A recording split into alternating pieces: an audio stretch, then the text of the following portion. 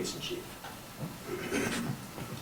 We're currently in the cross-examination of Detective Barba. And after Detective Barba, we have Border Patrol Agent Tercy, who should be quick. I mean, this, from the state's perspective, quick from our perspective. And then we have the finishing up of dispatch witness on Friday and Detective Barba. And that's it. Thank you. What does the defense anticipate of this case in terms of how much time? Your Honor, we're hoping to get through it fairly quickly. We have Sheriff Hathaway, we have Border Patrol Agent Eugen, Border Patrol Agent Gorman, and Detective Raul Rodriguez that we anticipate calling, and then possibly the defendant, possibly not. Give me an estimate. Time? 2 days? 2 days? I just ask. Going, I'd say yes. All right. I'm going to start imposing time limits in this case on direct and cross-examinations. When we were discussing this case, leading up to the case, and during the trial, counsel informed me, advised me, that this case would take 3 weeks. I have to rely on what you tell me. I don't know who the witnesses are going to be, what they're going to testify to, or what the duration of time is going to be. I was told it's going to be 3 weeks. Today is 3 weeks. Right? Today is 3 weeks. We started on March 21st. Today's 3 weeks, and the state's still in this case. I've also been monitoring and asking counsel for how we're doing, how we're progressing on this case, so that I could decide whether, determine whether I needed to exercise any authority over the pace of the case. I was informed by the state that there was a possibility that they would rest last Friday. Here we are on Thursday. The state's not going to rest today, and if we continue, then the state will maybe rest at the close of business on Friday. I assume Detective Ames is going to be able to do this. So clearly, we are behind schedule. This case is going to go to the jury next week. It's going to go to the jury next Thursday. And I'm going to move this case so that that happens. And I'm going to start imposing time limits. This line of cross-examination of Detective Barba, tell me what it is, tell me why it's relevant, what you're trying to do. Are you referring to Ramon, talking about, to Detective Barba about Ramon? Ramon is somebody who came forward in this case. He made a false report to law enforcement. Law enforcement collected information from Ramon that was verifiably false. Law enforcement failed to exercise any kind of standard of care over this investigation. It shows law enforcement's bias, and it shows their ineffectiveness in actually being able to investigate the case. It's crucial to the defense to be able to put on this information.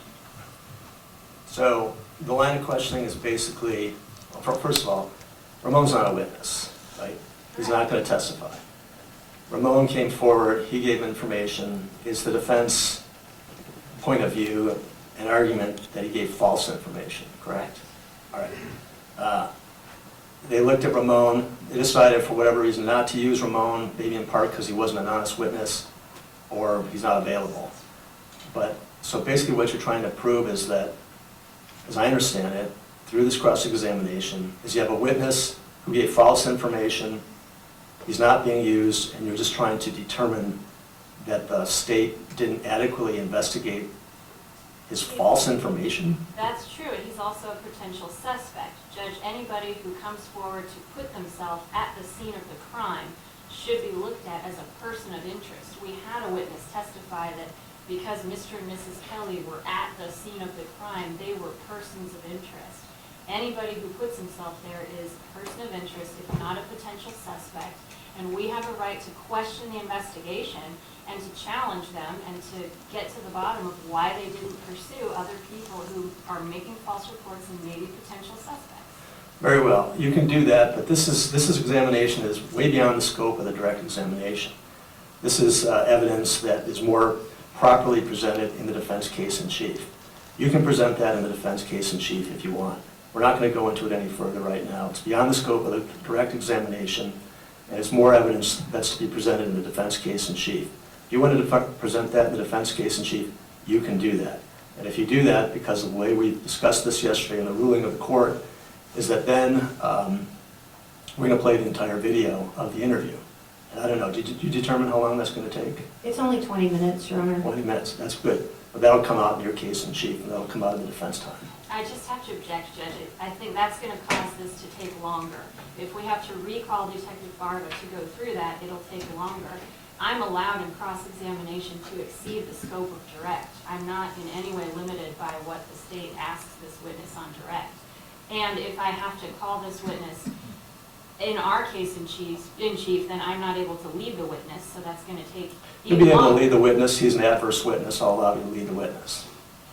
The rules provide that if you call a witness and he's associated with an adverse party, the court can allow that. That's the ruling of the court. Let's call the witness to the stand. We're not going to question the witness anymore on this particular point. You have 5 more minutes with this witness on cross-examination. Judge, I have to object. This witness is very crucial to the defense. I've never been limited to the lead detective. This is the witness who's supposed to be the lead detective. I've never been limited to just 5 minutes of cross-examination. And this witness testified to all sorts of involvement in this case. This is one of the defense's main witnesses that we have to get to, Judge. Limiting me to 5 minutes of cross-examination with this witness violates Mr. Kelly's constitutional You now have rights. 4 minutes. Call the witness.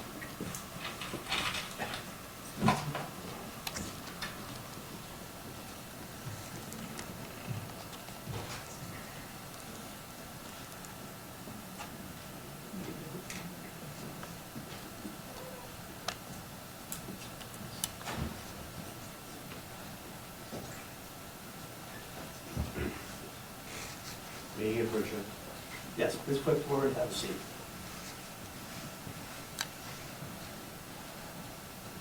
Can I get the whiteboard, Lydia? Please have a seat. I remind every witness who appears after they've appeared on a prior date, you're still under oath. Okay, all right.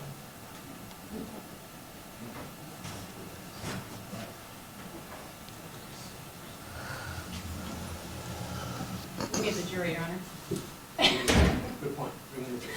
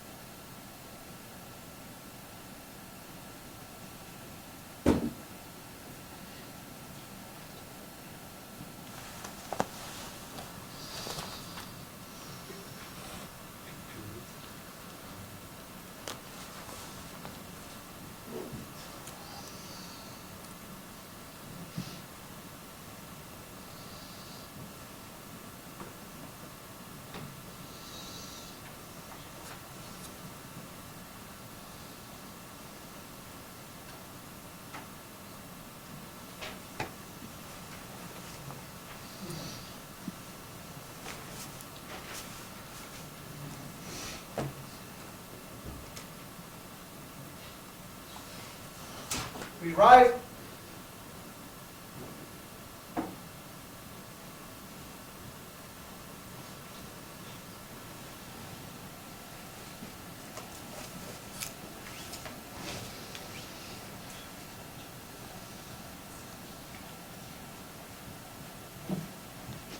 Please be seated. The records show the presence of all the jurors, counsel, and defendant. Juror number 4, I had a conversation with your point of contact from your employment.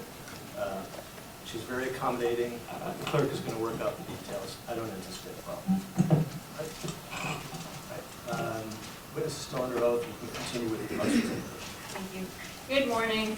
Detective Barba, I'm going to just have you look at a very basic map, okay? And I want you to help me put some things on this map, okay? You were at the house. This is Mr. Kelly's house, let's say, all right? You are aware that the body of the victim was discovered to the east of the house, correct? Yes, ma'am. So body's over here, and this distance from the body to the house, that's about 115 yards. Is that correct? I didn't do the measurement, so I wouldn't know the Is measurement. that approximately right? Sure. Okay. And this is north, this is south, so down here is the border wall, okay? And would you agree, I know you didn't do the measurement, but that distance as the crow flies, that's about 1.5 miles, is that correct? Again, More or less? Sure. I know you didn't do the measurements, but it's pretty far, right? Now, I want to ask you, let's say I'm a witness in this case. So let's say I come forward and I make a statement to you. Can you see this okay? Mm-hmm. We can go towards the front of your, All right.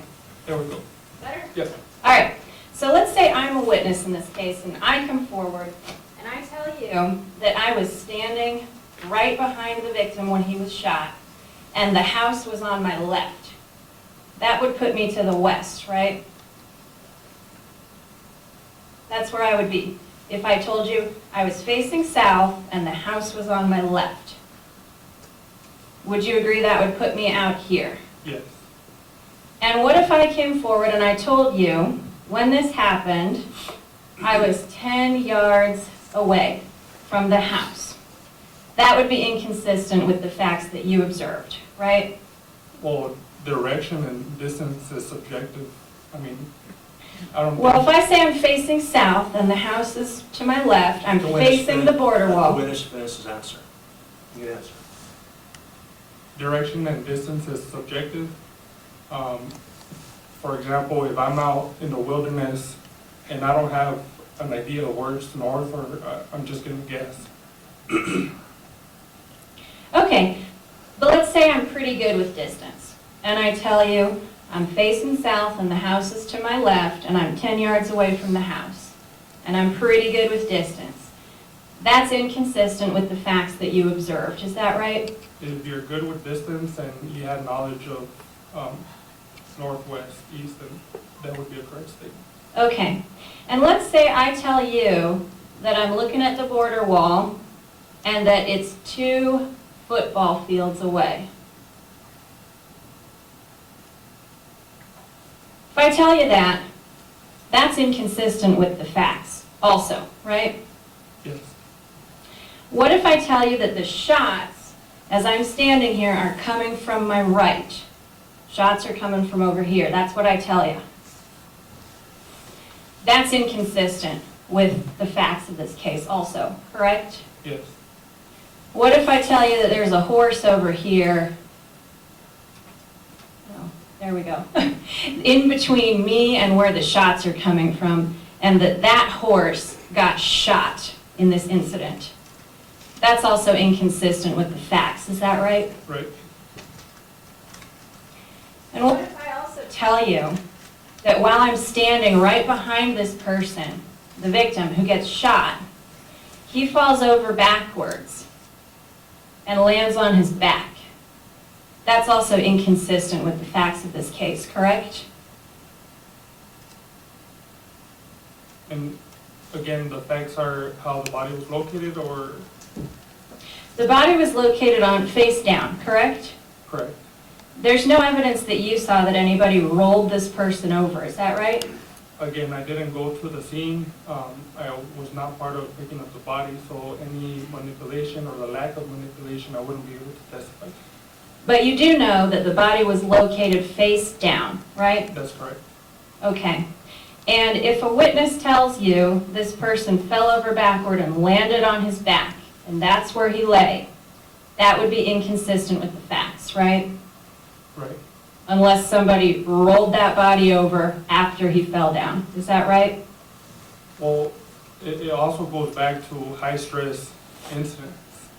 To my knowledge and the training I've received in high-stress incidents, you kind of tend to block specific details of the incident. Do you think high stress could account for facts like this being so far different from the facts you observed on the ground? Definitely. You think that's high stress could do that? Yes. You would agree that Mr. Kelly would be under a lot of stress during this incident, correct? Sure. So if you're giving this person the benefit of the doubt, then you should give Mr. Kelly the same benefit of the doubt, correct? Well, I'm not giving anybody the benefit of the doubt, I'm just stating what my training and my experience has taught me. You have training and experience regarding false reports also, correct? That's correct. And could that also be something that explains why the story is so different from the facts? It's sure. It's a possibility that this just could be a false report, right? In the evidence that we gathered throughout the investigation, I don't believe so. If somebody came forward and gave you this story, you would still say that that's a credible person who gives you this story? That, including everything else that we gathered in the investigation. When you interviewed Daniel Ramirez, is that correct? Yes, ma'am. You went into Mexico to interview him, correct? Yes, ma'am. Why did you go into Mexico to interview him? Because Daniel couldn't cross into the United States legally. You could have called him on the phone, right? He doesn't have access to it. You could have arranged some sort of Zoom call, correct? He doesn't have access to internet. You could have spoken with Mexican officials to arrange something, correct? Correct? And you didn't do that, did you? No. You and Sheriff Hathaway crossed into Mexico to conduct a criminal investigation in Mexico, correct? Well, it was a witness statement, witness interview. Is taking a witness interview part of a criminal investigation? Sometimes. Was taking this witness interview part of a criminal investigation? Yes. So you conducted part of a criminal investigation in Mexico, correct? Correct. All right, Mexico. thank you very much. Redirect examination. Thank you, Your Honor. Detective, defense counsel asked you a number of questions about the Celebrite download of the victim's phone. Do you recall that? Yes, ma'am. She asked you about text messages, correct? Yes, ma'am. And can you tell us, she asked you, were there other messages on the phone? I just want to make sure that redirect is limited in the same way that my cross-examination was limited. You can continue. And I'd like to make a proffer when we're done with this witness. You can continue. Thank you, Your Honor. Can you tell me, Detective, were there other text messages on the phone? Which phone are we talking about, Ms. The Hunter? victim's phone? Yes, there were. And can you tell us the nature of the other text messages you observed? Yes, so there were two sets of messages threads, one on his personal phone message, the inbox where you get from his phone number. And then he also had threads through an application called WhatsApp. Those applications from the WhatsApp threads were screenshotted by the investigator who did the download, and they were placed on an individual file for me to review.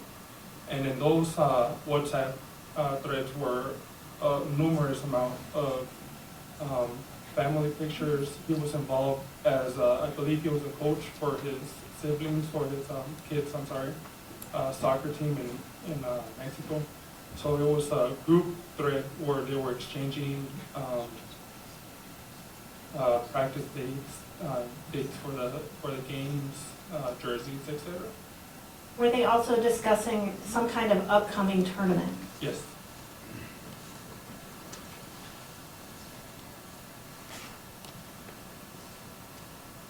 Now, the defense showed you a picture of the defendant and the download information, is that right? Correct. And that was Defense Exhibit III, correct? Correct. And were you able to take a look at that image to determine whether that had any location data? Yes, Did it have any location data? it did not. When you took a look at the rest of the items that were on that Cellbrite report, defense asked you to speculate about what this picture depicted. Do you remember that? Correct.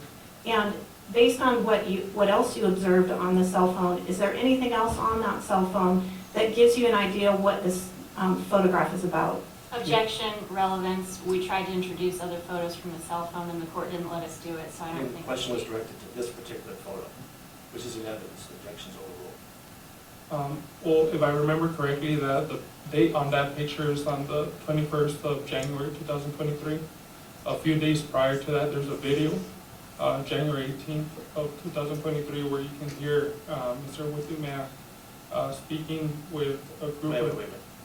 Without The telling question us, was about the photograph, we're not getting Yes. into anything else. without telling us what folks said, were you able to ascertain from the video what was happening? Yes, What was it? Again, the question, I thought the question was, what can he ascertain about this from looking at this photo?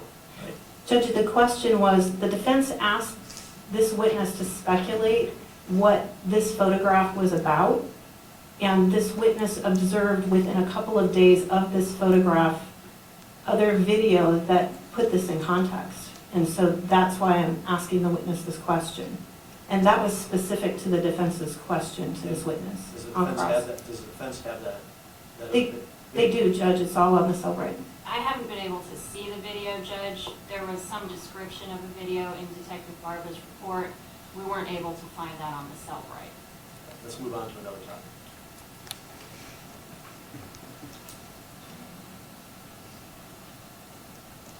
Just to follow up with the defense's question, are there any other things when you look at this that you think might be a possibility with respect to what you observed, based on what the defense asked you?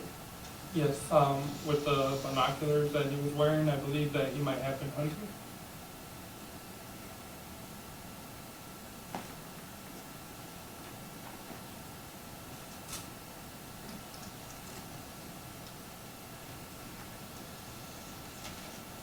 You were asked about your conversation with the medical examiner's office. Is that right? Right, Do you even remember who you spoke to at the medical examiner's office? I do not. And if Dr. Tim testified it wasn't her, do you believe that she was accurate? Yes, Did you write the documentation that's in the medical examiner's report? I did not. Were you providing that information very early on in this case? Yes, Was that before you even attended the autopsy? that's correct. Did you have any opportunity to review that documentation prior to it going into the medical examiner's report? I did not. Have you ever had an opportunity to determine whether it was accurate? No, when it was presented to me yesterday was the first time I saw it. Are there some things in that documentation that are inaccurate? Yes,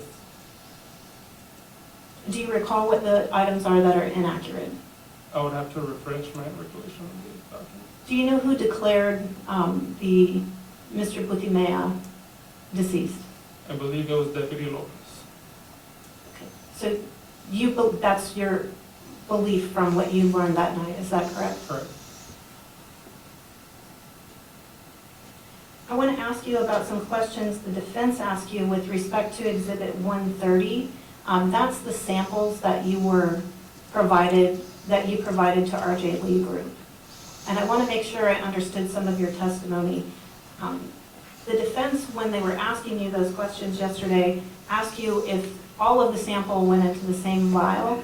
At least that's how I understood the question. Is that how you collected the information, the data? Each Or the- sample went into an individual vial. And so you had how many separate vials? 5. And so when you collected from each item, each one went into its own vial, is that right? That's correct. All right, thank you very much. Any questions for this witness from members of the jury? We do.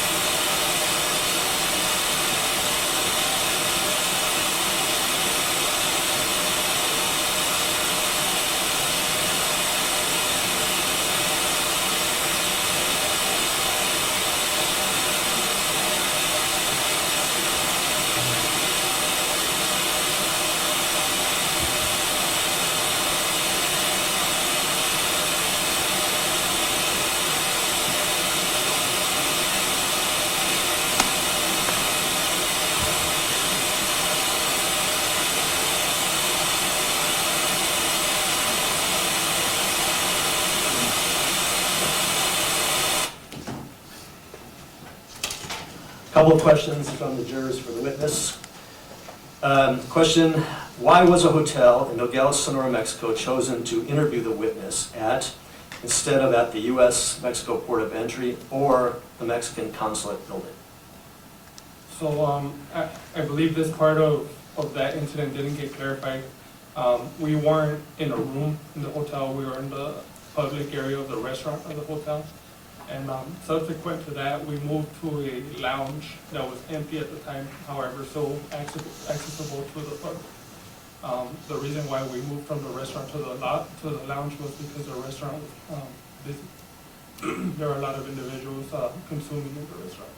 We went over to the lobby, and we chose that place because it was a little bit more less noisy, less crowded, and it allowed us to do the interview more appropriately.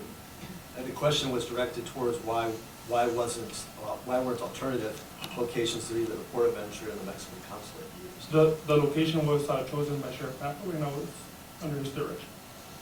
Another question from the same juror, why was only part of this meeting recorded? So the recording was a decision made by Sheriff Hathaway.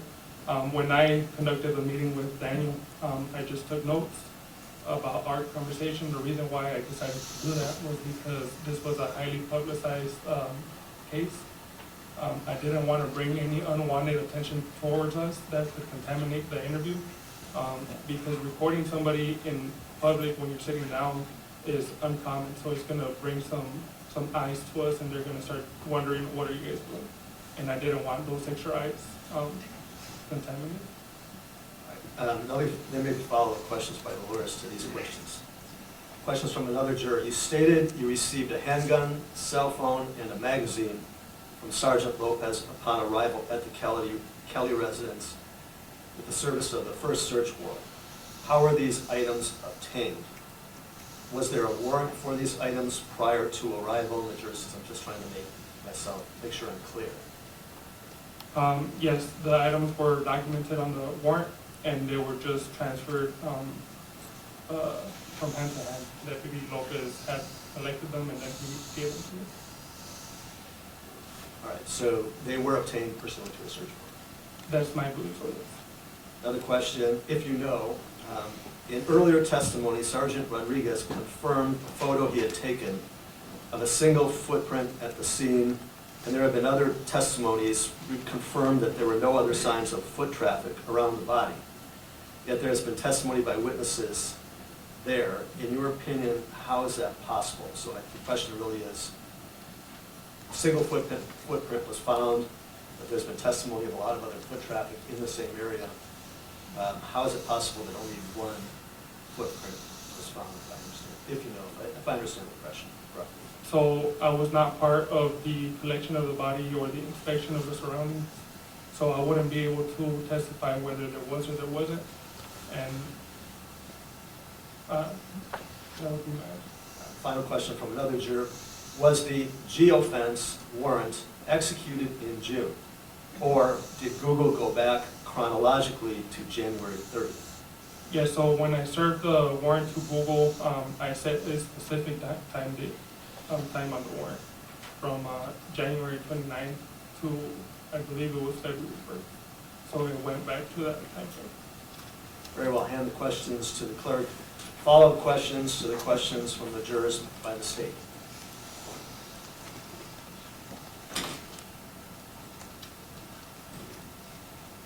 Do you have any idea why the restaurant was chosen as opposed to other locations? I know you indicated that the sheriff picked it.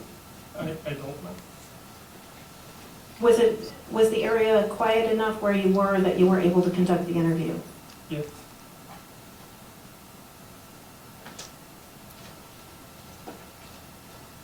I think that's all I had, Your Honor. Thank you. Thank you. Ms. Larkin. Just to be clear, you did not understand that Sheriff Hathaway had involved any officials from the Mexican government before conducting this investigation in Mexico, correct? Not to my knowledge. And you didn't think it was odd at all that you were going into Mexico to conduct this investigation? Well, to my understanding, what was explained to me, it wasn't anything out of the ordinary. He has a lot of background with DEA, and they do that often. They typically have authority to do that, correct? I'm not a federal agent, so I'm not sure what they have authority or don't have authority. All right. When you interviewed Daniel in Mexico, you did not record it, right? But then Sheriff Hathaway did record a portion of this after you had spoken with Daniel, correct? Well, it was immediately, it was not like there was a break in between, it was kind of immediately. So you spoke with Daniel for what, 40 minutes or so, right? Correct. And then Sheriff Hathaway recorded the next 6 minutes of that interview, correct? Correct. And you stated that you don't record, or you didn't record this interview because you were concerned about privacy, correct? Correct. But Sheriff Hathaway went ahead and recorded the interview, correct? Correct. So he didn't share your concerns, correct? Correct. Is it standard practice to do an interview and only record a small portion of that interview? That's not standard practice, right? No. Did Daniel, did he ever tell you that his last name was really Varela? I don't recall.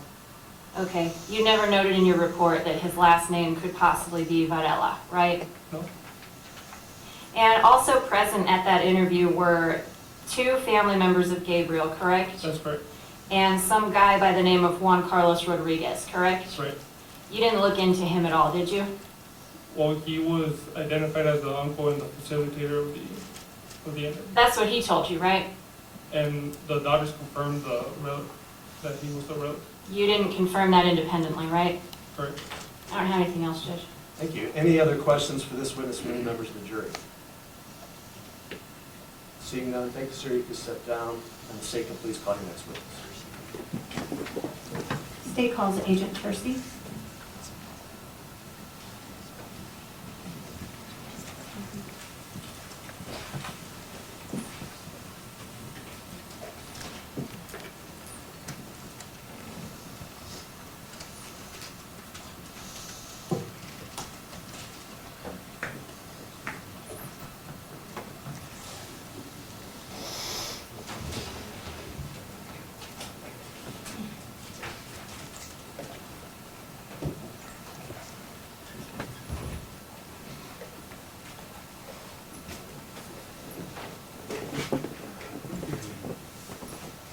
Do you solemnly swear that the testimony you're about to give in the matter before the court will be the truth, the whole truth, and nothing but the truth? So help you God.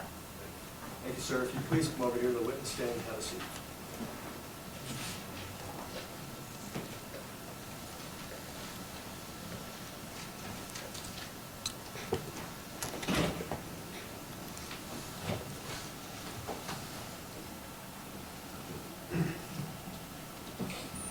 Morning, Agent.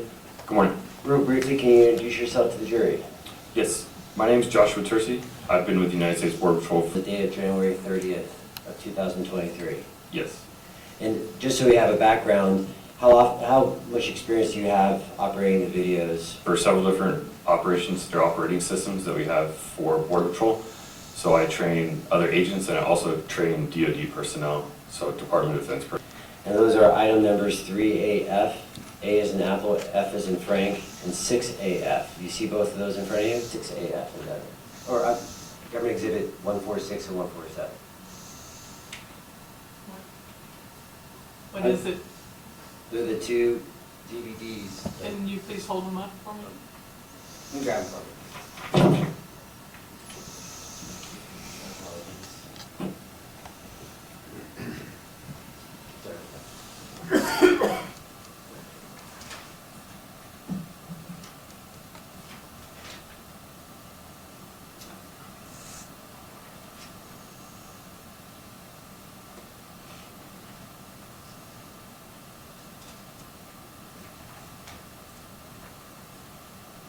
Can I ask this witness a couple questions?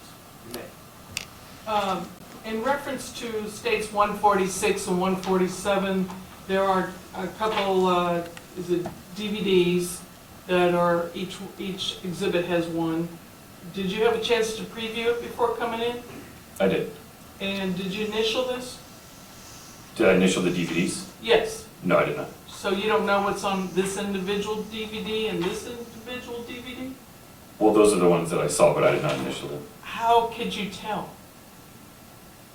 I guess I can.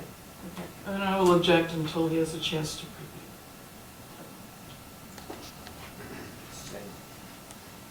All right, our break agent, we'll have you review these two items, but let's talk about the area around Vermilion Ranch, you said? Yes. And Vermilion Ranch, just so we know, are there any pine trees in the area, in the greater area? Yes, the north end of north of the ranch in like the Keno Springs Village area, there's a lot of tall pine trees, or pine tree looking trees. And on the video, we're not going to publish the video, but on the video, you reviewed from start to finish the relevant time periods? Yes. Do you remember the first time, the first date where something was picked up, something was imaged? I believe it was around 2:40 p.m. on January 30th. And just so we know these cameras, I'm not going to get into the operational use of these cameras because Border Patrol sensitive information, right? Correct. These cameras, though, they span, how big of a distance do these cameras span? They can see the immediate area within, I'd say like a 10 to 20 foot radius of the camera, all the way up to 15 plus miles, depending on the clarity of the day. So they're operational through a vast area of the southern border. Correct.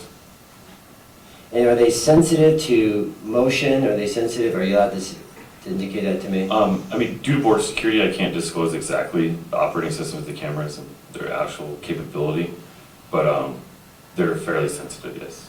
And it becomes, and you're operating the camera, so are you able to, not get into some of the details, but are you able to direct where the cameras go if you get an indication that something's happening?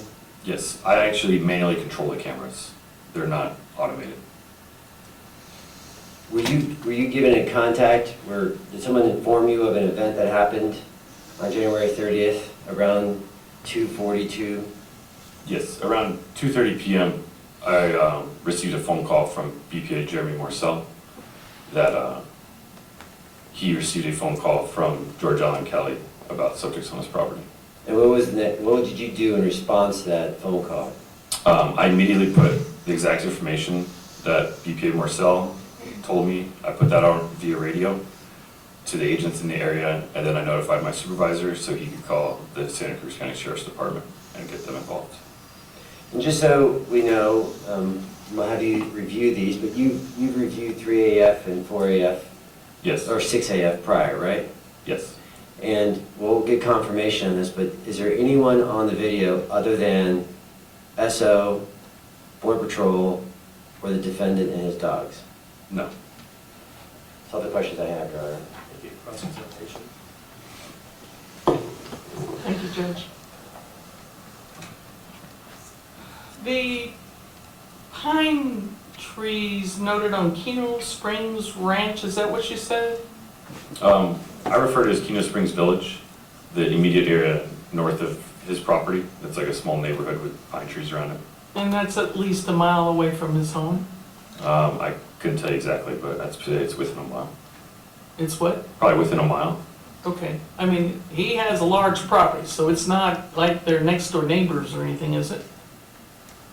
You look at this terrain all the time. It's a Yes. good distance away. Yeah, it's a decent distance. Okay. So there is no pine trees on his property, on George Allen Kelly's property, is there? I'm not sure about every single tree on his property. But you sure know about a pine tree on someone else's property? Well, it's in a surrounding neighborhood where there's a lot of them. Okay. So that's some other location. Yes, just north of his ranch. And then you mentioned that you got a call from Border Patrol, Marcel, and isn't it true that the information wasn't just that there was subjects on the property, but that it was even more intense than that, like there was weapons or backpacks and all the things that you should be concerned about, correct? Yes, I was just paraphrasing the phone call. Okay, but you left out the serious part. Yes. Okay. And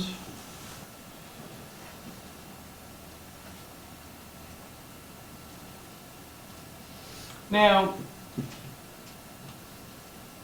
you noted in your report that speaking to Border Patrol Agent Marcel, that the defendant that stated that the gunshots may have been in the distance but is unsure, that didn't come from Marcel. Is there anyone else you might have talked to? No, the only person I talked to on the phone was Marcel. And that was the And second phone The call. only testimony that Marcel has to this court is he heard gunshots in his direction and he saw his horse running by. How does that change happen on your report? That's how I Was he remember. misrepresenting it to you, or did you sum up again or misrepresent that on your report? Which one? I put on my report from what I remember the conversation was. So then you're saying that Marcel was potentially could have been misrepresenting if he testified as something different? That's not what I'm saying.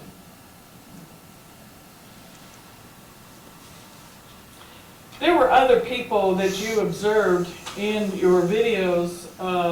There was a group of 3 men running, of which Border Patrol intercepted them on a roadway, and one of them appeared to be hiding and getting and avoiding that Border Patrol agent. Do you know which view I'm looking at, that I'm discussing right now?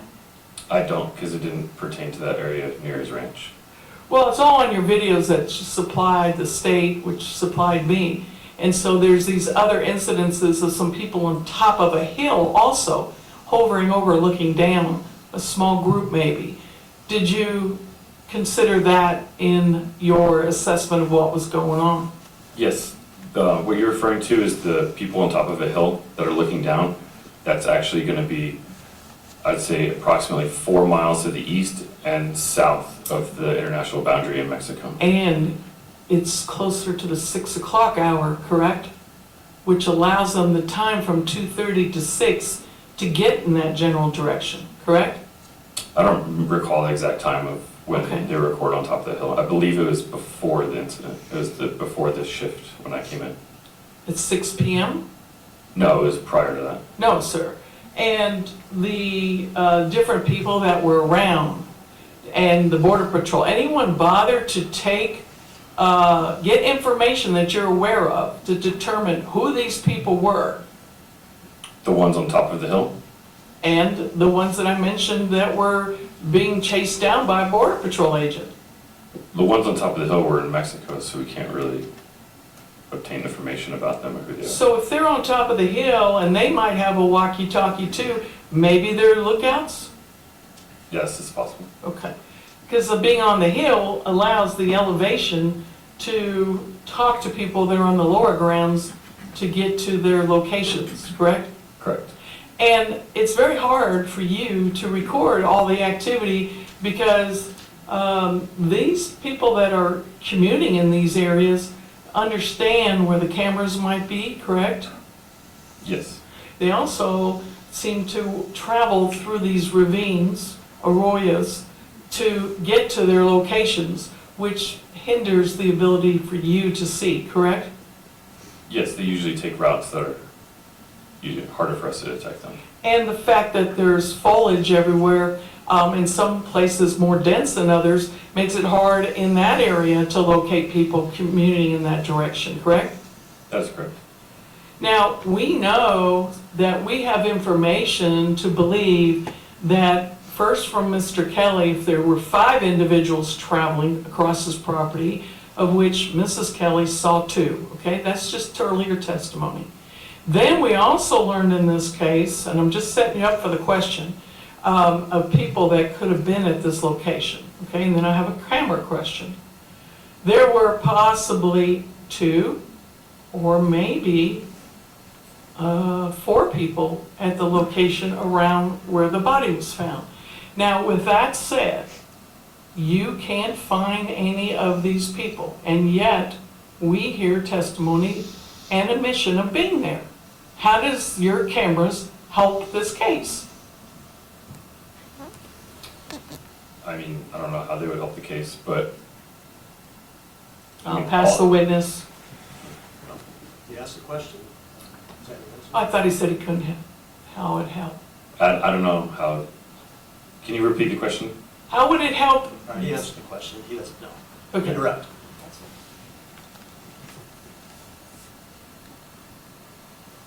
Agent Tercey, referring to the message or the communication you had with Agent Marcel, do you recall what he told you? Yes, he told me that George Allen Kelly told him via cell phone that he saw 5 subjects carrying large packs with rifles and they had shot at him. And when Agent Marcel tells you that, I mean, Agent Marcel, Border Patrol is trained on conveying correct information, right? That is correct. Because lives are in play when there's an active shooter. Yes, especially with a situation with a call like that, it's taken very seriously. Okay, but you're not questioning whether or not there's veracity to that statement. You assume it's true because someone is claiming there's an active shooter. Correct.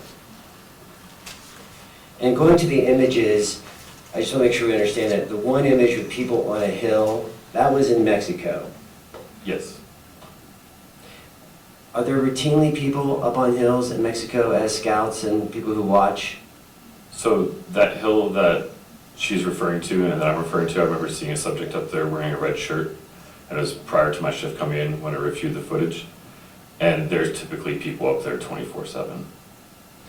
And of the image about people being chased down, that's not anywhere near the location of defendant's property?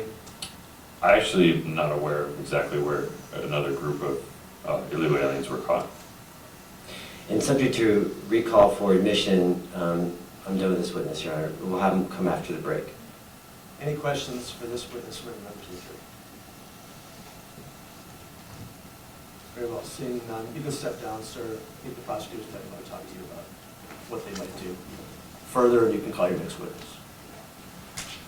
The government's going to call Detective Aienza.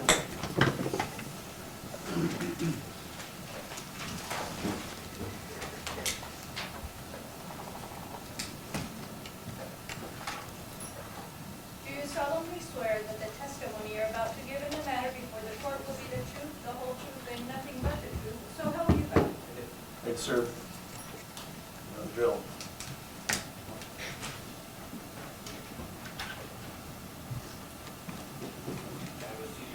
Sir. Thank you.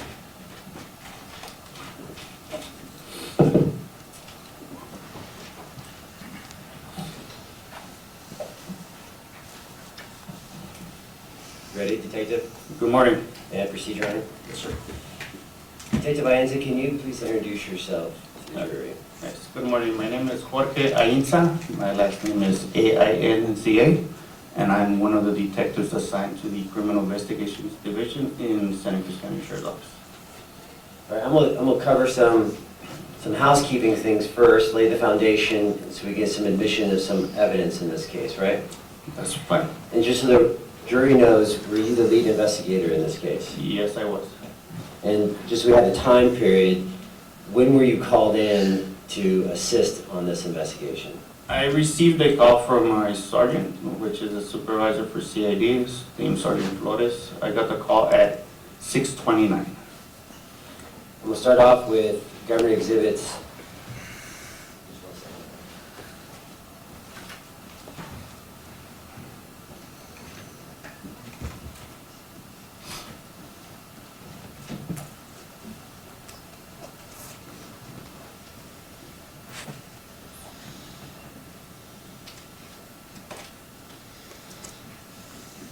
We're going to start with some photographs first, and then we'll cover some of the other physical items here before we get into our time period. So you were called to the scene and you took photographs on January 30th? Sorry, the search warrant I'm talking about. Let me scratch it. I'm doing a poor job. Let's go back in time to make sure we lay out the time period. You were called to the case and what time? At 6:29 in the evening. And where were you called to? I was called to respond to the Santa Cruz County Sheriff's Office, CID. All right, that's the building next door to the courthouse? Yes, it's down the hill. All right, at 6:29, did you stay at that facility? Yes, I did. And what time did you actually eventually go to the scene? I arrived at the Kelly Ranch a little after midnight. I believe it was 00:39, which is 12:39 in the early mornings on the 31st.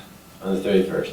Yes. When you're at CID, you're communicating with officers on scene? Yes. You communicating with Border Patrol? That's correct. Communicating with dispatch? That's correct. And you also do interviews of Mr. Kelly and Mrs. Kelly That is correct. when they come to the scene, when they come to the CID building? That's correct. And then you also prepared the first search warrant.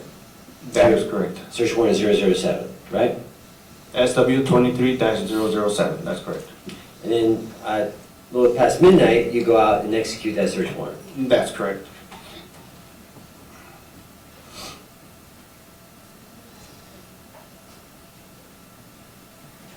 And Ms. Hunley's got 34.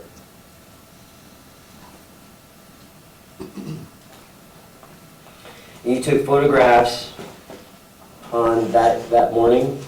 Yes, it was the early mornings on the 31st. I'm going to show you, have you reviewed Government Exhibit 34? Yes, I have. And those are photographs in the evening of the search warrant 007? That is, Inside and outside? that's correct. Wait for Ms. Hunley to...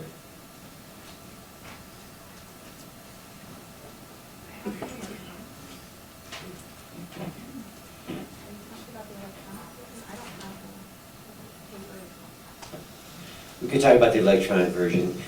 If Ms. Hunley wants to drive for me.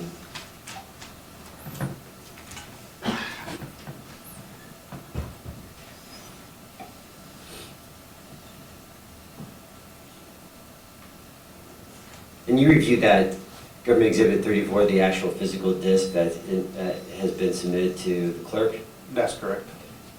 We'll find that disc. I'm going to show you, just for you, so we're going to admit, I'm going to move to admit all these photographs. We omitted some of them, partial, but we're going to admit all of them. So when Ms. Hunley get them up? I have them.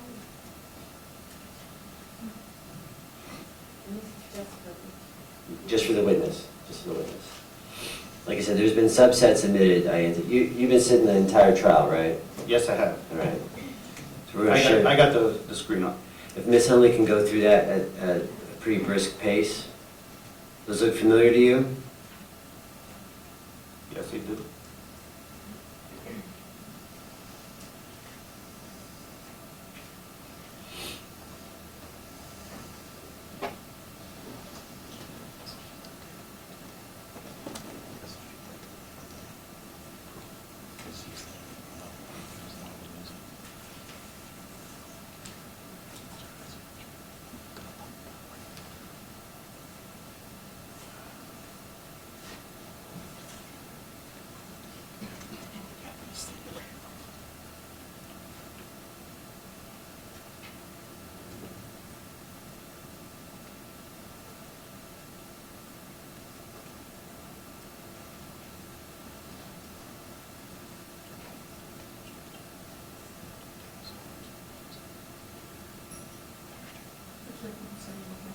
Exhibit 34.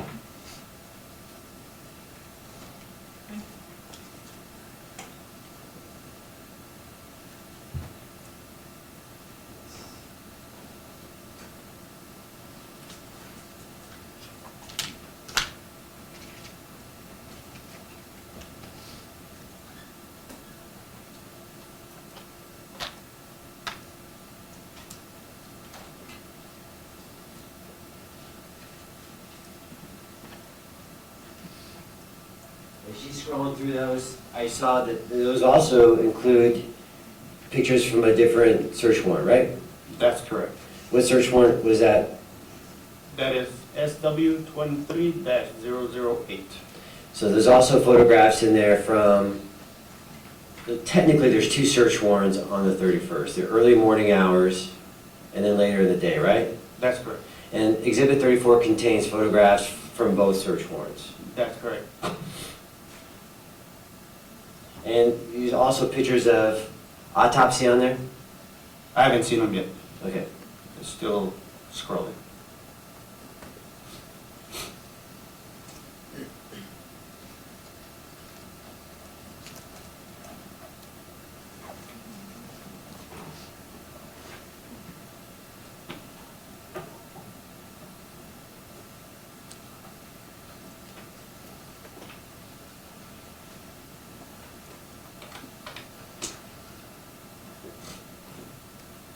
They're the autopsy photos. Is she scrolling through, all those look familiar to you? They all do, yes. You're the photographer? Yes, I am. Those are fair and accurate representations of the photographs you took? Yes, they are.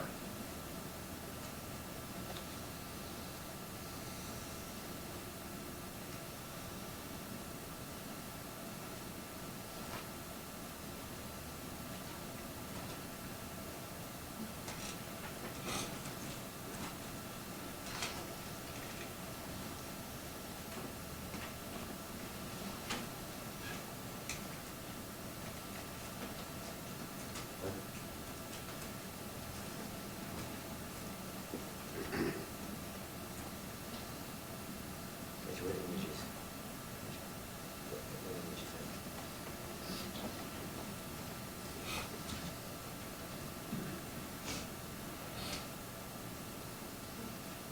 was it?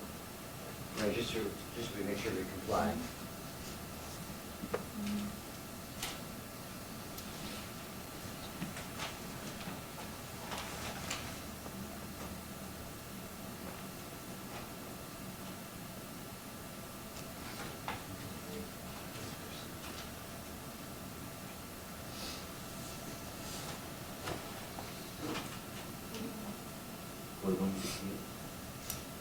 Remember, the government's going to admit, there's going to be a condition here, the government's going to move to admit Government Exhibit 34, images 4168 to 4519.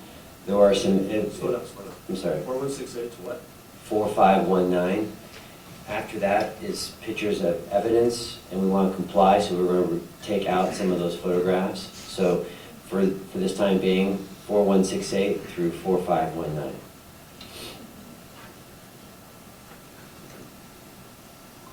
Under our 404B issues that we have, which are, Let's take this out. I think I know what's going on.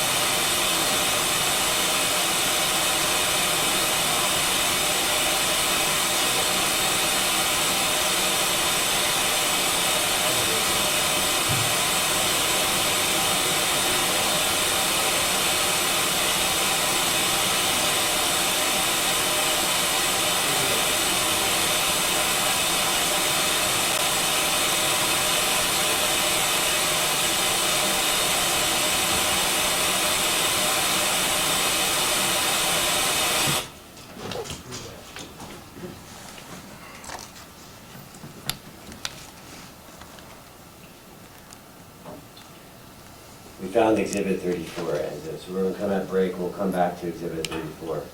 You also took photographs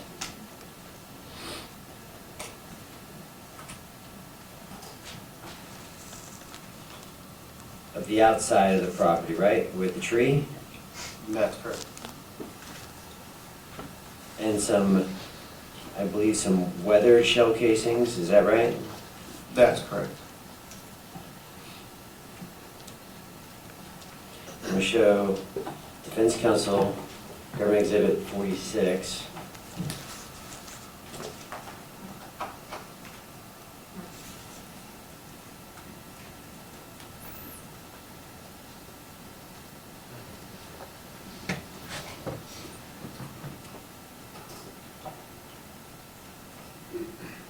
You took photographs of the outside where the tree branch was, right, Detective? That's correct. All right. I'm going to show Government Exhibit 46, and I have Bates numbers 1614 to 1656.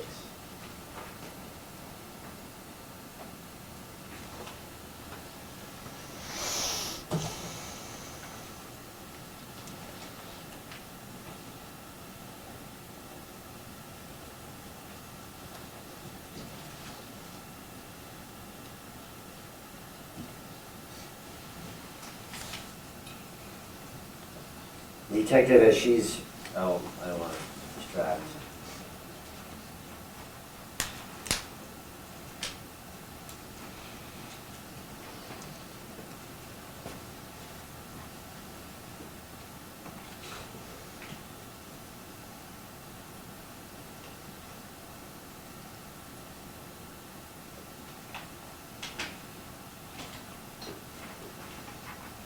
No objections, Your Honor. 46, is that right? 46 of those Bates numbers, Your Honor. Exhibit 46 is admitted. Detective, I'm going to show you, I'll just put on, this is just to remind you what 46 is. I'm just going to show you a couple photographs from this, okay? That's fine. First, I'm going to show you, permission to publish, Your Honor.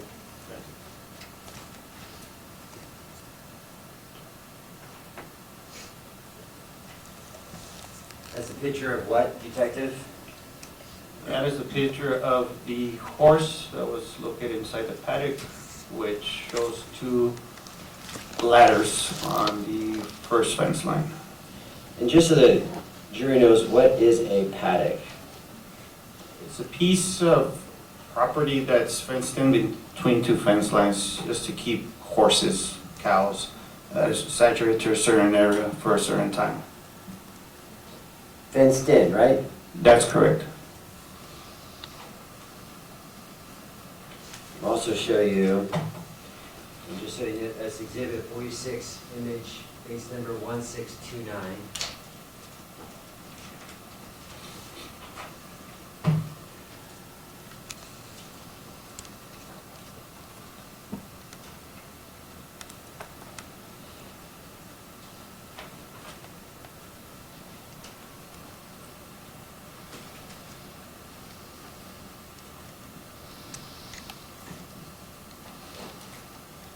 We have a reference here.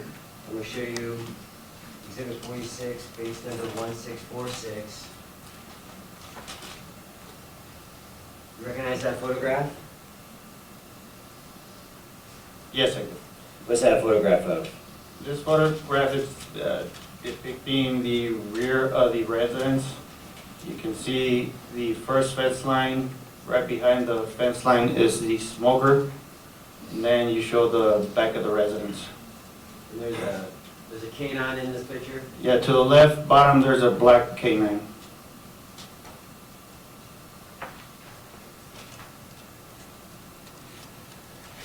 I'm going to show you a picture, base number 1649, same exhibit. What's that a photograph of? That's a photograph of one of the branches, trees located within the paddock.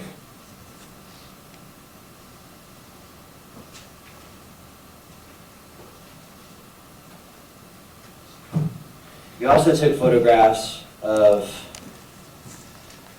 the victim at the autopsy, right? That's correct.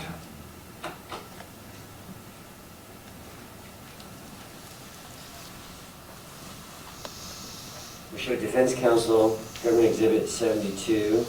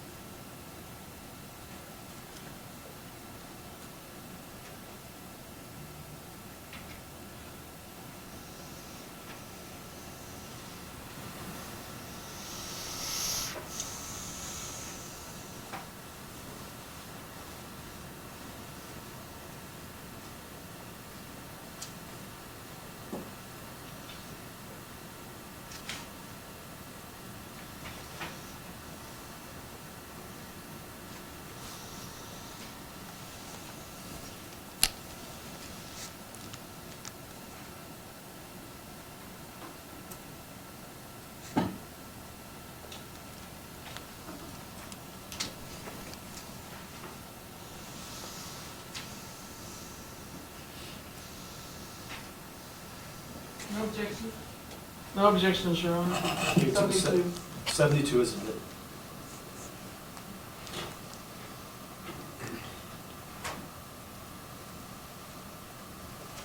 You also did interviews of Miss Wanda and the defendant, right? Miss Wanda Kelly and the defendant, right? That's correct. It sounds like you're going to move into a new area right now, is that right? So that's a good time to take our mid-morning break. All right?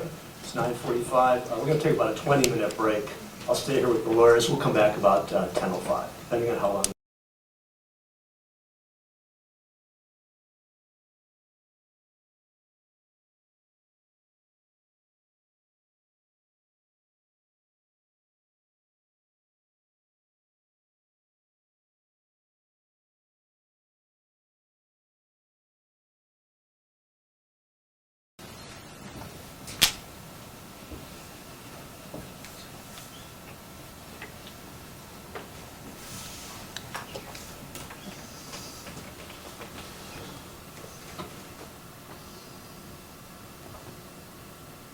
Thank you. Please be seated. Record show the absence of the jury. Ms. Larkin, you said you wanted to make an offer of proof concerning Detective Barba. You can do so. The court reporter and the clerk will remain in the courtroom to record your offer of proof. Judge, can you hear me? Oh.